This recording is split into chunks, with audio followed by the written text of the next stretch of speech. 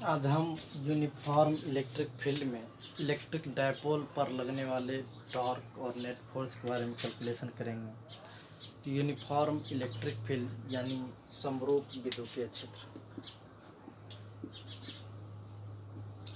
तो पूछेगा ये यूनिफॉर्म इलेक्ट्रिक फील्ड है क्या। ये यूनिफॉर्म इलेक्ट्रिक फील्ड नाम से ही क्लियर है, जो इलेक्ट्रिक फील्ड एक समान हो, इसको हम लोग शुद्ध हिंदी में एक समान विद्युतीय क्षेत्र बोलते हैं। एक समान विद्युतीय क्षेत्र, या इसको एक वर्ड में समरूप विद्युतीय क्षेत्र कहा जाता है। समरूप विद्युतीय क्षेत्र, एक समान विद्युतीय क्षेत्र यानी समरूप विद्युतीय क्षेत्र। कई बार पूछता है बताओ समरूप विद्युतीय क्षेत्र में, समरूप विद्युतीय क्षेत्र यानी यूनिफॉर्म इलेक्ट्रिक फील्ड है क्या। तो यूनिफॉर्म इलेक्ट्रिक फील्ड का क्या मतलब होता है?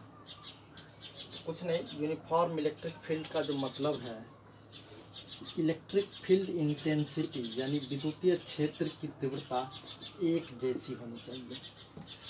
कई बार CBSE board uniform electric field और नॉन यूनिफॉर्म इलेक्ट्रिक फील्ड का डायग्राम स्केच करने दे देता है। Sketch the diagram of uniform electric field and non uniform electric field, यानी समरूप विद्युतीय क्षेत्र और असमरूप विद्युतीय क्षेत्र या असमान विद्युतीय क्षेत्र का डायग्राम बनाना हो तो देखो कैसे बनाएंगे। यूनिफॉर्म का मतलब एक समान, एक समान यानी समरूप, यानी एक ऐसा विद्युतीय क्षेत्र जहाँ प्रत्येक पॉइंट पर विद्युतीय क्षेत्र की तीव्रता समान हो। विद्युतीय क्षेत्र की तीव्रता किसी भी पॉइंट पे ज़्यादा या कम नहीं होगा, हर जगह एक जैसा विद्युतीय क्षेत्र की तीव्रता हो, उसी को समरूप विद्युतीय क्षेत्र कहेंगे। अब कैसे पता चलेगा कि एक समान इलेक्ट्रिक फील्ड इंटेंसिटी यानी एक समान विद्युतीय क्षेत्र की तीव्रता है या नहीं? तो किसी भी पॉइंट पे यूनिफॉर्म यूनिट एरिया लेना, किसी भी पॉइंट पर अगर विद्युतीय क्षेत्र की तीव्रता ज्ञात करना हो तो वहाँ एक एकांक क्षेत्रफल लेना, यानी 1 मीटर लंबा और 1 मीटर चौड़ा एरिया लिया जा सकता है। ये इसको यूनिट एरिया कहते हैं। तो अगर मान लो सर्किल में भी लेगा तो यूनिट स्क्वायर का यानी 1 मीटर स्क्वायर या 1 सेंटीमीटर स्क्वायर का एरिया लेगा। Unit area of cross section से अगर same number of electric field lines pass कर रहा है, यानी किसी यूनिट एरिया से अगर इलेक्ट्रिक फील्ड लाइंस की संख्या समान क्रॉस कर रही है, इक्वल क्रॉस कर रही है, प्रत्येक बिंदु के यूनिट एरिया से अगर equal number of electric field lines यानी समान विद्युत बल रेखा की संख्या क्रॉस कर रहा, इसका मतलब समरूप विद्युतीय क्षेत्र है, यूनिफॉर्म इलेक्ट्रिक फील्ड। इसमें कतई कोई शक वाली बात नहीं। लेकिन अगर यूनिफॉर्म इलेक्ट्रिक फील्ड इंटेंसिटी नहीं हो, तो जैसे देखो यहाँ का जो इलेक्ट्रिक फील्ड इंटेंसिटी है, इस पॉइंट पे यूनिट एरिया लोगे तो कम number of electric field lines pass करेगा, लेकिन इस पॉइंट पर अगर यूनिट एरिया लोगे तो यहाँ ज़्यादा number of electric field lines pass करेगा। तो इस पॉइंट पर इलेक्ट्रिक फील्ड की इंटेंसिटी ज़्यादा है और इस पॉइंट पर इलेक्ट्रिक फील्ड इंटेंसिटी कम है, क्योंकि यहाँ यूनिट एरिया से कम number of electric field lines pass करेगा। क्योंकि यहाँ दूर दूर इलेक्ट्रिक फील्ड लाइंस की संख्या, इलेक्ट्रिक फील्ड लाइंस दूर दूर है, यहाँ इलेक्ट्रिक फील्ड लाइंस ज़्यादा क्लोज है, मतलब यहाँ इलेक्ट्रिक फील्ड इंटेंसिटी ज़्यादा है। तो कहीं ज़्यादा और कहीं कम इलेक्ट्रिक फील्ड इंटेंसिटी हो गया, इसका मतलब ये एक समान नहीं है, इसको यूनिफॉर्म इलेक्ट्रिक फील्ड नहीं कहेंगे। यूनिफॉर्म इलेक्ट्रिक फील्ड होता क्या, एक ऐसा इलेक्ट्रिक फील्ड जिसके प्रत्येक पॉइंट पर इलेक्ट्रिक फील्ड इंटेंसिटी इक्वल हो, उसको हम लोग यूनिफॉर्म इलेक्ट्रिक फील्ड कहते हैं। अगर इसको स्केच करना हो तो कुछ नहीं, दो इलेक्ट्रिक फील्ड लाइंस के बीच का जो डिस्टेंस है वो इक्वल रखना। दो इलेक्ट्रिक फील्ड लाइंस, देखो इन दोनों हम तो अंदाज से खींचे हैं, लगभग बराबर दिखा देंगे। दो इलेक्ट्रिक फील्ड लाइंस की जो दो इलेक्ट्रिक फील्ड लाइंस के बीच का जो डिस्टेंस है, ये गैप लगभग इक्वल रखना और पैरेलल रहेगा, तो ये यूनिफॉर्म इलेक्ट्रिक फील्ड कहलाएगा। मतलब यहाँ किसी भी पॉइंट पर अगर इलेक्ट्रिक फील्ड इंटेंसिटी देखोगे तो ये समरूप होगा, यानी एक समान होगा इलेक्ट्रिक फील्ड इंटेंसिटी, ये यूनिफॉर्म इलेक्ट्रिक फील्ड है। चलो ये रहा गया यूनिफॉर्म इलेक्ट्रिक फील्ड। अगर कोई कहेगा नॉन यूनिफॉर्म, तो कुछ नहीं, किसी भी इलेक्ट्रिक फील्ड लाइन कहीं ज़्यादा क्लोज कर दो, कहीं नज़दीक कर दो, कहीं ज़्यादा क्लोज कर दो, कहीं ज़्यादा दूर कर दो। तो यहाँ देखो इलेक्ट्रिक फील्ड लाइंस के बीच का जो डिस्टेंस है काफ़ी कम है, और यहाँ इलेक्ट्रिक फील्ड लाइंस के बीच का जो डिस्टेंस है ज़्यादा है। तो मतलब यहाँ इलेक्ट्रिक फील्ड इंटेंसिटी कम है और यहाँ इलेक्ट्रिक फील्ड इंटेंसिटी ज़्यादा है। क्योंकि यहाँ यूनिट एरिया से कम इलेक्ट्रिक फील्ड लाइंस क्रॉस कर रहा है, यहाँ यूनिट एरिया से ज़्यादा इलेक्ट्रिक फील्ड लाइंस क्रॉस कर रहा है। मतलब यहाँ ये यूनिफॉर्म इलेक्ट्रिक फील्ड नहीं है, इसको हम लोग बोलते हैं non uniform electric field, non uniform electric field. तो हम यूनिफॉर्म इलेक्ट्रिक फील्ड में ही पढ़ेंगे कि इलेक्ट्रिक डायपोल पे नेट टॉर्क कितना लगता है या फोर्स कितना लगता है। तो मानते हैं कि ये एक यूनिफॉर्म इलेक्ट्रिक फील्ड है। यूनिफॉर्म इलेक्ट्रिक फील्ड को जब कभी भी दिखाना होगा तो दो विद्युत क्षेत्र रेखा के बीच की जो दूरी है वो समान लेना, वो समरूप विद्युतीय क्षेत्र यही कहलाएगा, समरूप विद्युतीय क्षेत्र। अब इसमें हम क्या करेंगे कि एक इलेक्ट्रिक डायपोल को रखेंगे और इलेक्ट्रिक डायपोल पे हम देखते हैं कि नेट फोर्स कितना लगता है। तो देखिए यहाँ एक इलेक्ट्रिक डायपोल रखेंगे तो डायपोल पर एक ऋण आवेश होता है जिसको माइनस क्यू, और एक धन आवेश होता है जिसको प्लस क्यू, तो एक निगेटिव चार्ज होता है और एक पॉजिटिव चार्ज होता है। तो इस दोनों पॉइंट को हम मिलाते हैं, इसी को ये निगेटिव चार्ज है और ये पॉजिटिव चार्ज है, ये माइनस क्यू और ये प्लस क्यू। तो आपको पता होगा धन आवेश पर विद्युत क्षेत्र के दिशा में बल लगता है, याद रखिएगा। एफ वेक्टर जो होगा यहाँ Q इंटू ई वेक्टर होगा, यानी पॉजिटिव चार्ज पर जो इलेक्ट्रिक फील्ड में फोर्स लगता है ये इलेक्ट्रिक फील्ड के डायरेक्शन में फोर्स लगेगा पॉजिटिव चार्ज पर। लेकिन नेगेटिव चार्ज पर जो फोर्स लगता है ये इलेक्ट्रिक फील्ड के अपोजिट डायरेक्शन में लगता है। ये minus F vector equal to कितना देखो minus Q into E vector. देखिए तो यहाँ नेट फोर्स कितना होगा, इस स्थिति में नेट फोर्स 0 होगा, क्योंकि यहाँ इलेक्ट्रिक डायपोल मोमेंट का जो डायरेक्शन है ये P vector, electric dipole moment का डायरेक्शन इलेक्ट्रिक फील्ड के डायरेक्शन में। अगर ऐसी स्थिति में ये इलेक्ट्रिक डायपोल रखा है तो जितना फॉरवर्ड फोर्स है उतने बैकवर्ड फोर्स है, क्योंकि जितना धन आवेश पर बल लगा उतने ऋण आवेश पर बल लगा। धन आवेश पर विद्युत क्षेत्र की दिशा में लगा, ऋण आवेश पर विद्युत क्षेत्र की विपरीत दिशा में लगा। यहाँ पूछेगा एफ नेट कितना होगा तो बताओ, तो एफ नेट 0 होगा। देखो कैसे, क्योंकि एफ फॉरवर्ड, अगर इसको F1 मान ले इसको F2 मान लो, यहाँ हो जाएगा F1 vector minus F2 vector. चूँकि एक का डायरेक्शन फॉरवर्ड है तो दूसरे का बैकवर्ड है, तो दोनों की वेक्टर, हालांकि वेक्टर फॉर्म में अगर हम प्लस भी करें तो चूँकि खुद ही ये F2 निगेटिव है तो प्लस क्यू वेक्टर और ये माइनस क्यू वेक्टर, तो टोटल नेट फोर्स कितना हो जाएगा 0। Net force on the electric dipole in uniform electric field is 0, यानी समरूप विद्युतीय क्षेत्र में परिणामी बल कितना लगेगा। तो विद्युत द्विध्रुव पर समरूप विद्युतीय क्षेत्र में लगने वाला जो परिणामी बल है ये 0 है। तो याद रखेंगे, कई बार पूछता है कि किसी विद्युत द्विध्रुव पर समरूप विद्युतीय क्षेत्र में परिणामी बल कितना लगेगा, तो ये बल 0 लगेगा, ठीक है। लेकिन अगर इसी में टॉर्क भी पूछ दे तो कैसे निकालेंगे। देखो टॉर्क इक्वल टू होता क्या है, इसको हिंदी में बलाघूर्ण कहा जाता है। हिंदी में क्या कहते हैं, बलाघूर्ण। ये होता force into perpendicular distance, force into perpendicular distance. तो हम लिख ही दिए फोर्स इनटू PPR यानी परपेंडिकुलर डिस्टेंस। तो बलाघूर्ण बराबर लिखेंगे तो ये बल गुना लंबवत दूरी हो जाएगा। क्या हो जाएगा, बल गुना लंबवत दूरी। तो देखो ये बल जो है किसी एक बल का परिमाण आएगा, और दोनों बल के बीच लंबवत दूरी है कितना, तो दोनों तो एक ही लाइन के अलोंग लग रहा है, एक फॉरवर्ड यानी एक इलेक्ट्रिक फील्ड के डायरेक्शन में तो एक इलेक्ट्रिक फील्ड के अपोजिट डायरेक्शन में। तो नेट परपेंडिकुलर डिस्टेंस क्या हो गया 0, मतलब नेट फोर्स यानी नेट टॉर्क जो लगेगा ये 0 लगेगा। यानी बलाघूर्ण विद्युत द्विध्रुव पर समरूप विद्युतीय क्षेत्र में लगने वाला बलाघूर्ण कितना हो गया, इस केस में 0 लग गया, क्योंकि यहाँ दोनों फोर्स के बीच का परपेंडिकुलर डिस्टेंस कुछ था ही नहीं, दोनों फोर्स एक ही लाइन के अलोंग है, तो यहाँ दोनों फोर्स के बीच का परपेंडिकुलर डिस्टेंस 0 हो गया। याद रखेंगे इस स्थिति में नेट फोर्स भी 0 लगा, यानी परिणामी बल भी 0 हुआ और बलाघूर्ण भी कितना हो गया, 0 हो गया। लेकिन जब इस इलेक्ट्रिक डायपोल को थोड़ा सा रोटेट कर देंगे तब क्या होगा, तो इसको किसी भी एंगल पे रोटेट, अभी क्या है कि इलेक्ट्रिक डायपोल मोमेंट का जो डायरेक्शन है वही डायरेक्शन इलेक्ट्रिक फील्ड का, यानी जो विद्युत द्विध्रुव आघूर्ण का दिशा है वही दिशा किसका, विद्युत क्षेत्र का दिशा, दोनों पैरेलल है, जिसकी वजह से कि यहाँ परपेंडिकुलर डिस्टेंस 0 हो गया। तो बलाघूर्ण भी, मतलब बल भी, परिणामी बल भी 0 हो गया और बलाघूर्ण भी 0 हो गया। अब इसको रोटेट करते हैं। एक क्वेश्चन कई बार बिहार बोर्ड और सीबीएसई बोर्ड कई बार पूछा है, यूनिफॉर्म इलेक्ट्रिक फील्ड में इलेक्ट्रिक डायपोल पर लगने वाला टॉर्क कैलकुलेट करो, यानी force net force and torque exerted on the electric dipole in uniform electric field. Uniform electric field में डायपोल पर नेट टॉर्क और फोर्स कितना लगेगा, इस बात का हम लोग कैलकुलेशन करते हैं। तो इस स्थिति में तो हम देख लिए कि नेट फोर्स भी 0 हो गया और टॉर्क भी 0 हो गया। हम मानते हैं यही यूनिफॉर्म इलेक्ट्रिक फील्ड है, यानी शुद्ध हिंदी में अगर लिखें तो समरूप विद्युतीय क्षेत्र में, ये क्या, समरूप विद्युतीय क्षेत्र,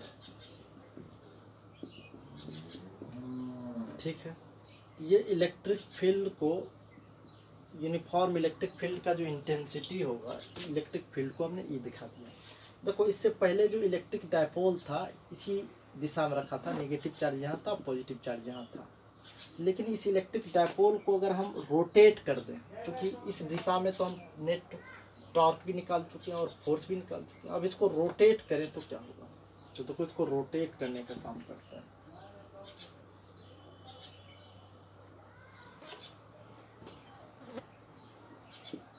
तो देखो जैसे इस इलेक्ट्रिक डायपोल को रोटेट करोगे तो मान लेते हैं इसका नेगेटिव चार्ज यहाँ आ गया और पॉजिटिव चार्ज यहाँ आ गया, यहाँ माइनस क्यू और यहाँ प्लस क्यू। इस दोनों चार्ज को हम मिलाते हैं, ये लाइन ज्वाइनिंग वेक्टर है, ये किसी इलेक्ट्रिक डायपोल का पॉजिटिव चार्ज यहाँ है और नेगेटिव चार्ज यहाँ। अच्छा, पॉजिटिव चार्ज पर इलेक्ट्रिक फील्ड के डायरेक्शन फोर्स लगेगा, ये F1 वेक्टर इक्वल टू क्या हो जाएगा, Q इंटू ई वेक्टर। आप हमेशा याद रखेंगे पॉजिटिव चार्ज पर इलेक्ट्रिक फील्ड के डायरेक्शन फोर्स लगेगा, जबकि नेगेटिव चार्ज होगा तो नेगेटिव चार्ज पर इलेक्ट्रिक फील्ड का जो डायरेक्शन है उसके अपोजिट डायरेक्शन में फोर्स लगता है। कहीं भी इलेक्ट्रिक फील्ड के अपोजिट डायरेक्शन फोर्स लगेगा नेगेटिव चार्ज, जैसे इलेक्ट्रॉन पर नेगेटिव चार्ज होता है तो उस पर भी इलेक्ट्रिक फील्ड के अपोजिट डायरेक्शन में फोर्स लगेगा। तो चलो हम दिखा दिए, पॉजिटिव चार्ज पर फील्ड के डायरेक्शन फोर्स लग गया और नेगेटिव चार्ज पर फील्ड के अपोजिट डायरेक्शन फोर्स लग गया। ये माइनस लगाएंगे क्योंकि इलेक्ट्रिक फील्ड का डायरेक्शन राइट साइड है और यहाँ फोर्स लेफ्ट साइड लगा। अगर गौर से देखेंगे तो F1 और F2 का मैग्नीट्यूड इक्वल, यानी परिमाण बराबर, दोनों के वैल्यू में कोई अंतर नहीं है, केवल डायरेक्शन का अंतर है। डायरेक्शन केवल इसमें राइट साइड है, इसमें लेफ्ट साइड है।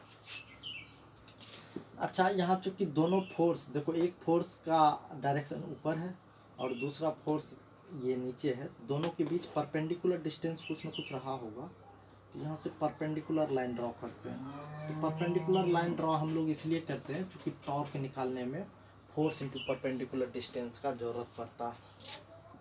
अच्छा देखो, इलेक्ट्रिक डायपोल मोमेंट का डायरेक्शन किधर होगा, तो negative charge to positive charge, तो ये पी वेक्टर का डायरेक्शन होगा, ये P vector negative to positive.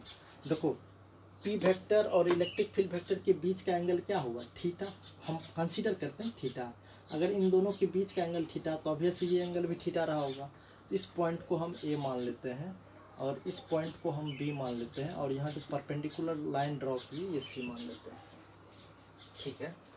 तो in triangle A C B देखें, in triangle A C B, ये एंगल थीटा है तो ऑब्वियस है ये भी एंगल थीटा ही रहा होगा।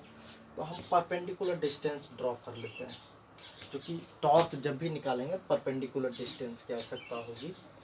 तो in triangle A C B हम साइन थीटा लगाएंगे, तो sine theta equal to perpendicular by base, ये B C by A C, sorry sine theta, ये साइन थीटा है तो ये परपेंडिकुलर बाय हाइपोटेनस होगा, तो परपेंडिकुलर हो गया BC और हाइपोटेनस होगा AB।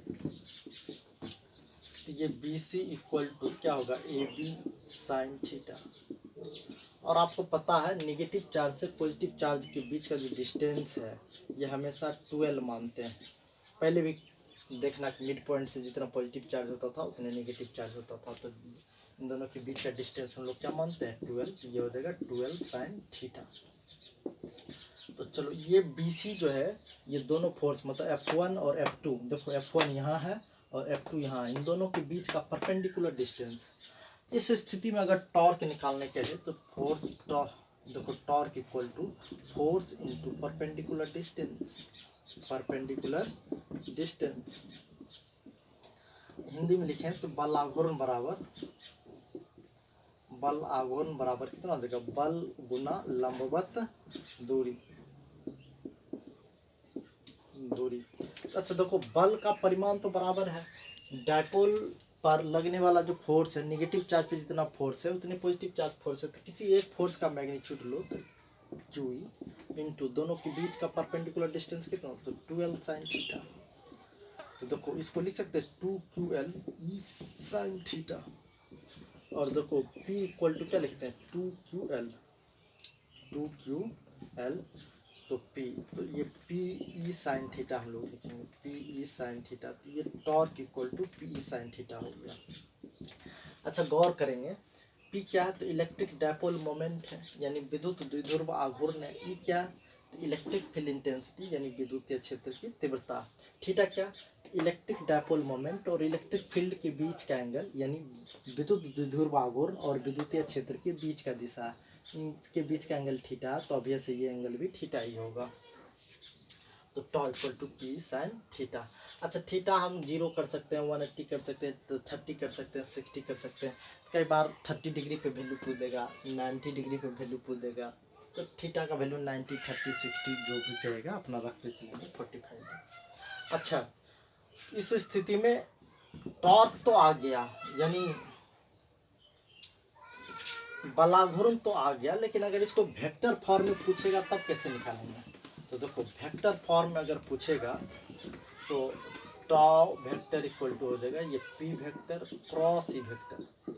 देखो P vector cross E vector मतलब PE साइन थीटा, जैसे A क्रॉस B कोई भी साइन थीटा लिखते हैं उसी तरह से PE साइन थीटा को tau vector equal to P cross E लिखे।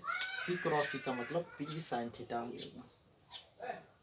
अच्छा एक बात याद रखेंगे, कभी भी P क्रॉस E वेक्टर को E क्रॉस V वेक्टर नहीं लिखेंगे। ऐसा लिखोगे तो क्या हो जाएगा, गलत। चूंकि ये वेक्टर का रूल होता है A क्रॉस B कभी भी B क्रॉस A के बराबर नहीं होता। अगर यहाँ बराबर करना हो तो यहाँ निगेटिव का साइन देना पड़ेगा। ये वेक्टर का रूल है, आप लोग पढ़े होंगे। तो देखिए P क्रॉस E को कभी भी कोई E क्रॉस P लिख देंगे तो ये संभव नहीं है, क्योंकि डायरेक्शन उल्टा हो जाता है। हमेशा इसको P क्रॉस ही लिखेंगे। ये क्या आया, बल आघूर्ण आया। लेकिन इस स्थिति में भी अगर नेट फोर्स पूछेगा कि net force exerted on the dipole यानी कुल परिणामी बल या कुल बल यानी परिणामी बल बताओ कितना होगा इस विद्युत द्विध्रुव पर।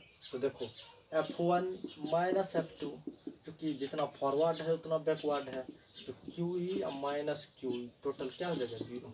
या वेक्टर फॉर्म में लिखेंगे तो F1 vector plus F2 vector कर देंगे। क्योंकि एक लेफ्ट साइड लग रहा था दूसरा राइट साइड लग रहा था, नेट फोर्स यहाँ भी क्या हो गया, 0 हो गया। पिछले केस में नेट फोर्स भी 0 हुआ था, टॉर्क भी 0 हुआ था। इस केस में सिर्फ नेट फोर्स 0 है, टॉर्क कितना आया, तो PE साइन थीटा। अब कोई महानुभाव इसी को अगर बोल दे सर ये इलेक्ट्रिक डायपोल था, इस इलेक्ट्रिक डायपोल को कोई थीटा डिग्री तक एंगल तक घुमाया था, हम थीटा 1 डिग्री से लेकर के इसको थीटा 2 तक रोटेट कर दिए, तब बताओ work done to rotate the electric dipole in uniform electric field कितना होगा। यानी किसी भी यूनिफॉर्म इलेक्ट्रिक फील्ड में किसी भी यूनिफॉर्म इलेक्ट्रिक फील्ड में डायपोल को रोटेट करना, मान लो कि ये यूनिफॉर्म इलेक्ट्रिक फील्ड है यानी समरूप विद्युतीय क्षेत्र है, तो इस डायपोल को रोटेट करने में कितना वर्क डन लगेगा। तो देखो वर्क डन निकालना बिल्कुल आसान है। मान लो कि ये इस डायरेक्शन में था, यहाँ नेगेटिव चार्ज है और यहाँ पॉजिटिव चार्ज है, इस पे इधर फोर्स लगेगा और इस पे इधर फोर्स लगेगा। तो F1 इक्वल टू ये Q इंटू E वेक्टर और यहाँ F2 equal to minus Q into E vector. ठीक, अब कोई देखो इलेक्ट्रिक डायपोल मोमेंट का direction negative charge to positive charge होता है, पॉजिटिव चार्ज पे इलेक्ट्रिक फील्ड की डायरेक्शन फोर्स लग गया, नेगेटिव चार्ज पे अपोजिट डायरेक्शन में, तो वर्क डन इक्वल टू क्या होता है, रोटेशनल में जो वर्क डन होता है टॉ डी थीटा। याद रखेंगे लीनियर में work done equal to force into displacement होता है, उसी तरह से रोटेशनल मोशन में फोर्स की जगह आता टॉर्क और डिस्प्लेसमेंट की जाता एंगुलर डिस्प्लेसमेंट। उसी को जब डिफरेंशियल फॉर्म में लिखते हैं, ये रोटेशनल का वर्क डन हुआ, फोर्स की जगह टॉर्क और डिस्प्लेसमेंट की जगह एंगुलर डिस्प्लेसमेंट, उसी को डिफरेंशियल फॉर्म में D W equal to tau D theta लिखते हैं। अब देखो टॉर्क कितना आता है, तो टॉर्क हम लोग पहले से कैलकुलेट कर चुके हैं, पी साइन थीटा आता है, तो D W equal to P sine theta into D theta लिख सकते हैं। देखो ये तो केवल स्मॉल एंगल रोटेट करने, मतलब डी थीटा तो बहुत छोटा सा एंगल है, मतलब जैसे मान लो ये थीटा पोजीशन पे है, अब इसको थोड़ा सा small deviation in the angle होगा, यानी थीटा थोड़ा सा रोटेट किया गया, एंगुलर डिस्प्लेसमेंट बिल्कुल स्मॉल डी थीटा के बराबर है, तो उसके द्वारा वर्क करना है। इसको हम लोग इंटीग्रेटिंग बोथ साइड करते हैं। आप कहेगा इंटीग्रेट क्यों करते हैं, क्योंकि स्मॉल हमेशा स्मॉल डिस्प्लेसमेंट हो ऐसा कोई ज़रूरी नहीं है। ये कई बार बोलेगा 30 डिग्री से 60 तक हम रोटेट किए डायपोल को, 30 डिग्री पे था अब 60 पर रोटेट किए, कोई कहेगा सर 60 से 90 तक रोटेट किया, तो डिफरेंट एंगल से रोटेट किया जा सकता। मतलब हिंदी में लिखेंगे तो दोनों ओर समाकलित करने पर, तो देखो दोनों ओर समाकलित करेंगे तो पी साइन थीटा का हम लोग इंटीग्रेशन करेंगे। कोई कहेगा सर रोटेट तो किया, कहाँ से कहाँ तक रोटेट किया, कोई कहेगा 0 से लेके 30 डिग्री तक रोटेट किए, कोई कहेगा 0 से 60 तक, कोई कहेगा सर 30 से हमने 60 तक रोटेट किया। तो हम इसको करते क्या है, हम मान लेते हैं कि θ1 से रोटेट करना को स्टार्ट किया और θ2 तक रोटेट किया। ठीक, मतलब मान लो कोई कहेगा सर 30 डिग्री से 45 डिग्री तक रोटेट किया हमने, यहाँ लोअर लिमिट 30 डिग्री करेंगे और अपर लिमिट 45 डिग्री कर देंगे। कोई कहेगा अगर 0 से 90 तक रोटेट कर रहे हैं तो यहाँ θ1 को 0 कर देना, 90 तक θ2 को 90 डिग्री कर देंगे। तो डी डब्ल्यू का इंटीग्रेशन क्या हो जाएगा, डब्ल्यू पी कॉन्स्टेंट टर्म का इंटीग्रेशन होता नहीं है, बाहर आ जाएगा, साइन थीटा डी थीटा का इंटीग्रेशन करना पड़ेगा। अब इंटीग्रेशन आप लोग को अगर आता हो तो ये डायरेक्ट फार्मूला है, साइन थीटा का डिफरेंशिएशन माइनस कॉस थीटा होता है। जिन लोगों को इंटीग्रेशन नहीं आता उसके लिए हम अलग से एक वीडियो बना देंगे इंटीग्रेशन का। कॉस थीटा का डिफरेंशिएशन माइनस साइन थीटा, तो माइनस साइन थीटा का अगर इंटीग्रेशन करते हैं तो कॉस थीटा आता, माइनस साइन थीटा है नहीं तो साइन थीटा का इंटीग्रेशन माइनस कॉस थीटा आएगा। अपर लिमिट को ऊपर लिखते हैं, लोअर लिमिट को नीचे, माइनस को बाहर निकाल लो तो θ1 और θ2। देखो थीटा की जगह एक बार अपर लिमिट रखेंगे और थीटा की जगह फिर से लोअर लिमिट रखेंगे, तो देखो डब्ल्यू इक्वल टू कितना हो जाएगा, ये माइनस पी, और देखो थीटा की जगह अपर लिमिट रखेंगे तो ये कॉस θ2 माइनस कॉस θ1। देखो थीटा की जगह अपर लिमिट और माइनस थीटा की जगह लोअर लिमिट, ये माइनस अंदर जाके मल्टीप्लाई कर देंगे तो पी इक्वल टू हो जाएगा ये कॉस θ1 माइनस कॉस θ2, ये वर्क डन। तो चलो θ1 से θ2 तक रोटेट करेगा तो इतना ही होगा वर्क डन। एक बात और याद रख लेना, work done equal to the potential energy भी होता है। अगर पूछेगा पोटेंशियल एनर्जी कितना स्टोर हुआ तो work done is equal to the potential energy कर सकते हैं।